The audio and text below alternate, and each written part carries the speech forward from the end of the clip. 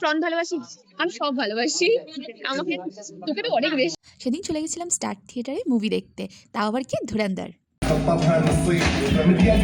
এই মুভির actor actress সিলেকশনে মানতেই হবে ডিরেক্টরকে, আর রণবীর সিং এর অ্যাপিয়ারেন্স জাস্ট ফাটাফাটি। মুভি থেকে বেরোনোর পর উই ডিসাইডেড দ্যাট আমরা রেস্টুরেন্ট যাব, একটু ভালো খাওয়া দাওয়া করব। তো এনার জাস্ট সিলেকশন দেখো, আমার পাশে যিনি দাঁড়িয়ে আছেন, মানে কোনোটাই তার পছন্দ হচ্ছিল না। জাহান্নামে নিয়ে গেলেও যাবো, চ। আমাদের জিজু বলো কোথায় যেতে যাবো? দাবি কি বলছি দাঁড়িয়ে ডিসাইড করে নি আগে আমরা।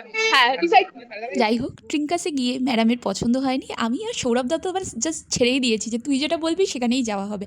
তারপর আমরা ডিসাইড করলাম যে না, মানে এনার ডিসিশনে আমরা গেলাম হচ্ছে বারবিকিউতে। যখন মানুষ ফ্রাস্ট্রেটেড হয়ে গ্রামগঞ্জ থেকে এসে এরকম খেতে পায়, তাই তো বল? আমাদের সেই অবস্থা। আমার তাই অবস্থা ভাই, আমিও কম যাই না। কি ভাবছিস? মানে আমারও একই অবস্থা। তুই প্রন ভালোবাসিস? আমি সব ভালোবাসি। আমাকে তোকে তো অনেক বেশি, শুধু পূজা তজাতকে ভালোবাসি না। कौन है ये लोग?